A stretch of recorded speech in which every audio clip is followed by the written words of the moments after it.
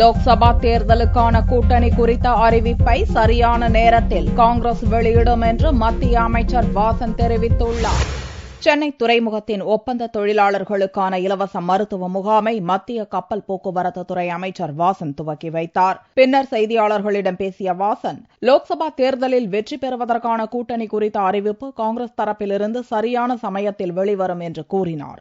எல்லா இயக்கங்களும் தேர்தலுக்கான யூகங்களை அமைக்கக்கூடிய நேரத்திலே ஆட்சியிலே 9 வருட காலம் தொடர்ந்து வெற்றிகரமாக செயல்பட்டுக் கொண்டிருக்கும் காங்கிரஸ் தலைமையிலே ஒரு வெற்றி கூட்டணி அமையும் என்ற நம்பிக்கை அனைவருக்கும் இருக்கிறது.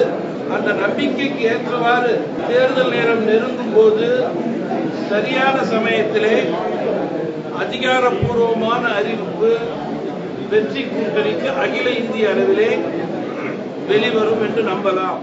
ஜனவரி 20ஆம் தேதி நடக்கும் பேச்சுவார்த்தைக்கு பின்னர் தமிழக மீனவர் பிரச்சினைக்கு நிரந்தர தீர்வு காணப்படும் என நம்புவதாக கூறிய வாசன், மானியம் இல்லாத சிலிண்டர் விலை உயர்வை மறுபரிசீலனை செய்ய வேண்டும் என்றும் மானிய சிலிண்டர்களின் எண்ணிக்கையை ஓராண்டுக்கு 12ஆக உயர்த்த வேண்டும் என்றும் கேட்டுக் கொண்டார்.